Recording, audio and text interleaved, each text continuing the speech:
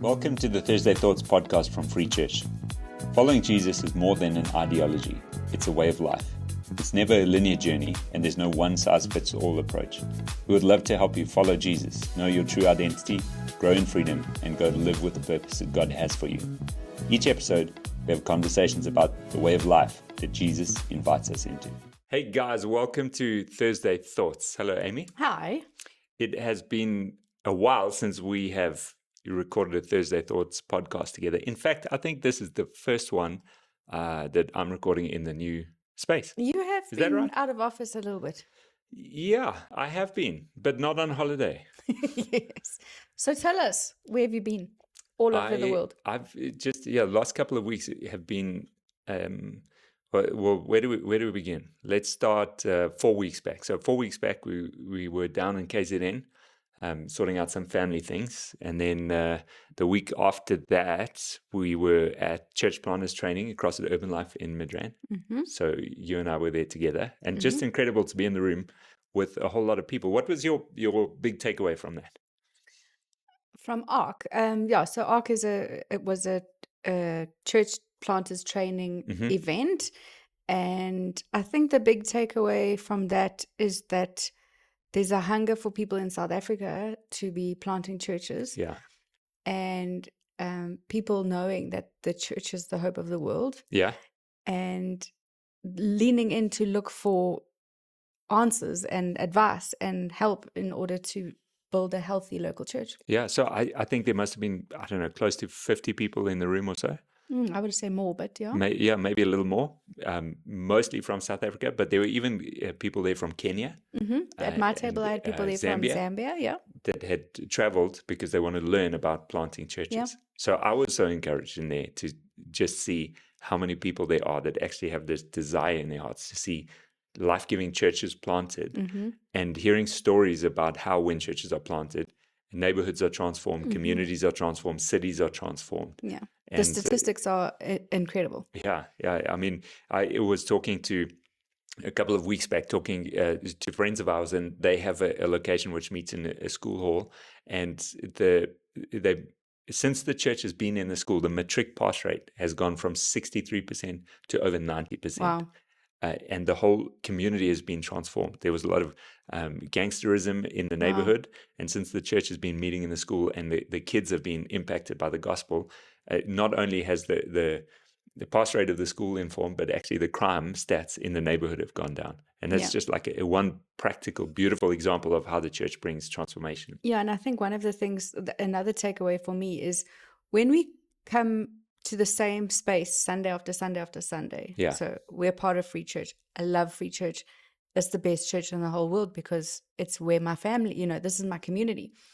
But when we only focus on the same old, I want to sit in my chair. I want to park in my spot. I want to whatever. I'm used to a certain way of doing things.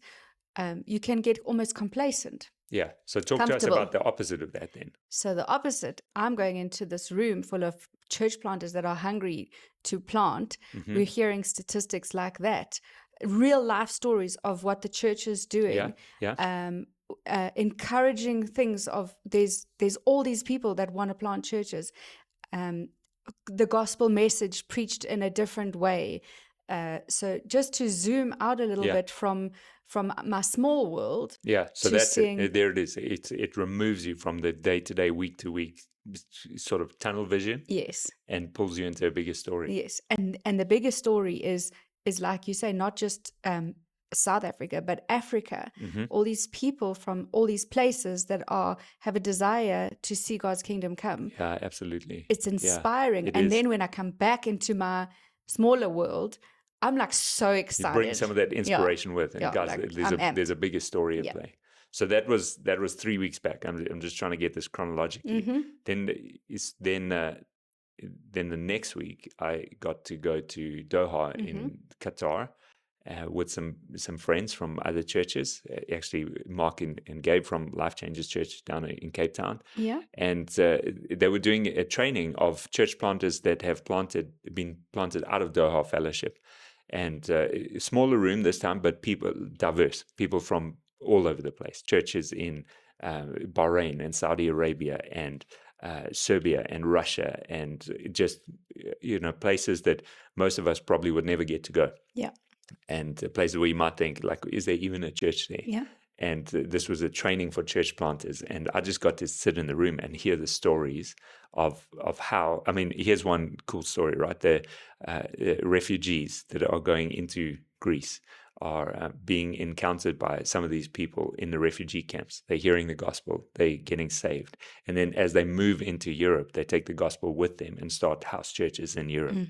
And it's just for me, it's this incredible picture of how God can use the worst of circumstances to advance the gospel. Yeah. And it again brings me back to, I mean, you came back telling me these stories, but it brings me back to our small worldview that we have, and how comfortable church is in South Africa. Yeah. There's no persecution of the church in South Africa. Yeah. And you got to speak to people that are leading churches, like on the front lines, Yeah. like in the danger zone, where they could be killed yeah, for the gospel, and they're fearlessly just championing the local pioneering, church. and God is at work, and people are getting saved and Yeah. converting from all kinds of other belief systems and religions, and finding Jesus, encountering him, and their lives are being transformed. Yeah. And that makes me want to come alive. I'm like, come on, like there is so many opportunities for us to preach the gospel in South Yeah. Africa. What are we afraid of? Why aren't we doing it? Yeah, so and it's just beautiful to be part of that moment, and then joining their weekend services as well, and just being surrounded by people from multiple different. I mean, I think they have close to 80 different nations within the church, and everyone coming together and just praying, being spirit-led, worshiping together. Powerful. Yeah, and so I moments. wasn't with you on this trip, but I was privileged enough to go last year to Doha Christian Fellowship. And one of the things I remember of that community is I thought, I wonder if this is what heaven is like. I had the same thought. Because It's there's like every such tribe, every diversity. nation, every tongue. Yeah. So I walked through the church building, and you hear some people speaking Afrikaans, and you hear some people speaking Hindi, yeah. and you hear some people speaking Tamil, and some people speaking a language I don't even know, some people speaking French. And I think this is what it must be like in heaven. Yeah, all these different languages, but people united under not a church Yes. name, but under one name Yes. of Jesus. And then as they started worshiping, it was like there's this desire to worship this God that is transcendent, bigger than them, so almighty, beautiful. and just worthy of praise. From the front of the room right to the back of the room, people just worship in that church. And then the following week, we got to go to the UK and try to get into as many different places and spaces as we could. So we did some of the historic things, and went to John Wesley's church and house and Spurgeon's church building, and we did the traditional St. Paul and Westminster, but then we got to go to a church plant evening. An interest evening Of a church that's being planted potentially into the middle of London. And I was just blown away at how full the room was. Yeah. There was like a queue to get in, and full of young people. Yeah. Full of young people. And as soon as the worship team said, hey, let's start to worship, you look front to the back, and everyone is just singing, hands in the air, and going like crazy for Jesus in the middle of London. Yeah. In the middle of London, it was a beautiful building. They have all these cool old buildings. So a beautiful building, but it was a rented space. It wasn't a space they owned. And it was a temporary thing. Like, we're going to do a worship night and see if anybody comes. Yeah. And the room was full. Packed out. The room was full of worshipers, and the room was full of people that were hungry to pray. And the two things they did was they worshiped and they prayed. Yeah. And again, there was this outpouring of worship to God.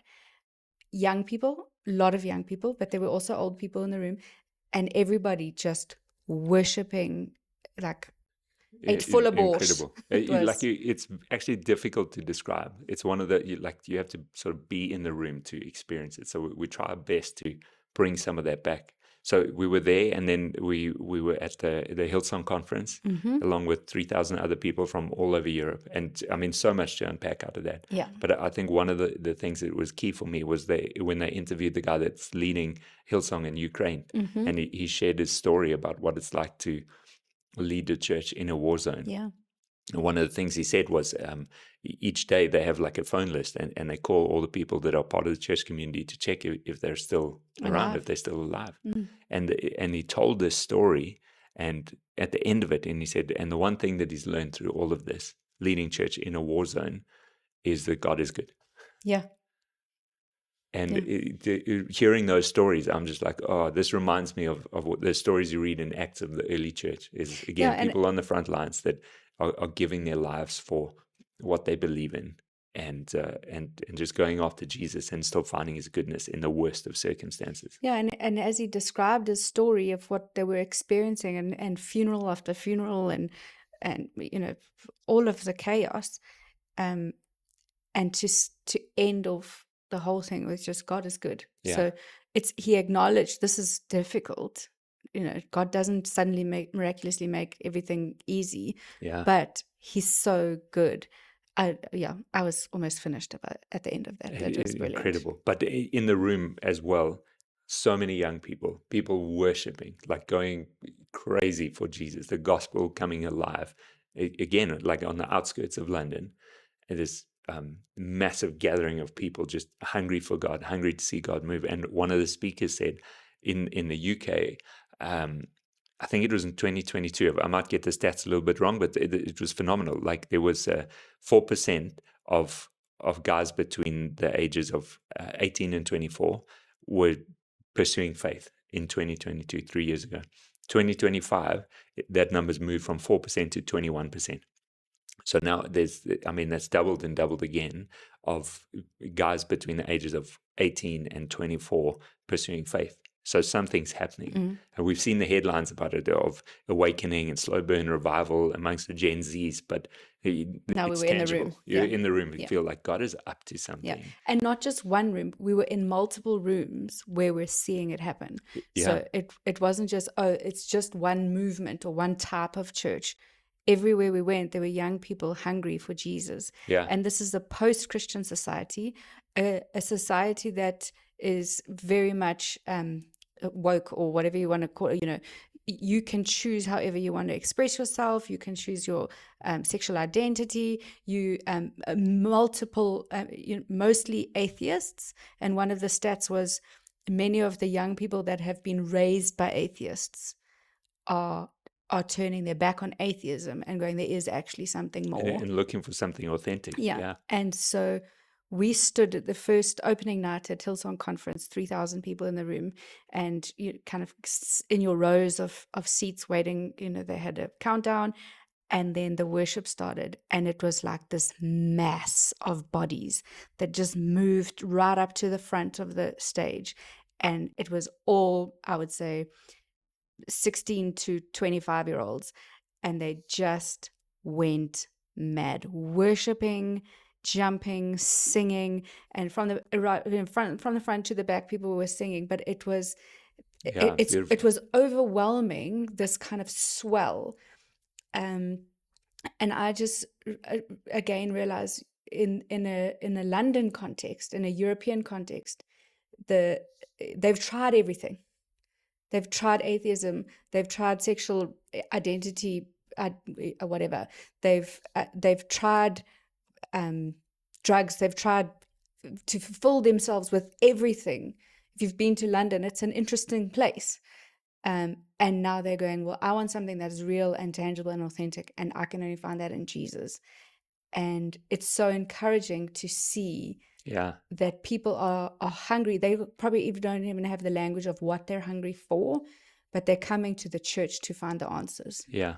And we just have to keep showing them Jesus. Yeah. So, that was the conference. Then Sunday morning, we went to HTB, Holy Trinity Brompton, which is, some of you that are listening or watching may be familiar with the Alpha Course. So that's like a home of the Alpha Course. And it went into the room, and suddenly it was full again, like full, jammed. And when the service finished and we went out there, second service was about to start, and there was a queue out, like around the building of people waiting to come Yeah, into they the have an service. entrance and an exit so I that, was like, I've never seen people queuing for church before. yeah, So we went there, and yeah, you carry on. they had an entrance and an exit. So we came in the one door and we go out the other door. And as you go out the other door, it's on the other side of the building. But the queue is snaked all the way around the building of people hungry. They're ready. They're there early. They want to be in church because they know Jesus Yeah. is the answer. And I loved what they said in the service. They're like, hey, guys, most people come to this location first, but we've got whatever it is, I think 6 other locations in the city. Maybe there's one closer to you. We'd encourage you to Yeah, go to please that go one. there. Yeah. Because this, as you can see, this one is full. Yeah, and they did it really well. Yeah, they did. It then- was like, we're so happy you're here, but And then last stop was This is not the answer. was Hillsong Sunday service at Dominion Theatre in central London, and we arrived 30 minutes early, and there was a queue outside the door of probably about 50 people. Yeah. And so we jumped in the queue, and then by the time the doors opened at 12, that queue was like down the building. past 2 blocks. Mm. Never seen that before. I've heard stories about it, never seen it. Yeah. And And we they- went into the building and then suddenly the building was full. Building is full and people worshiping again. So, and I had this thought, like, when have you ever planned to go to a Sunday service and wondered, like, I wonder if I'll get a seat? Yeah. I wonder if there'll be a place for me. Yeah. And all of that to say, over those past 3 weeks being in the room with church planters here in Africa, in the Middle East, in the UK, the church is alive. God is moving. People are hungry for the Spirit. He's at work.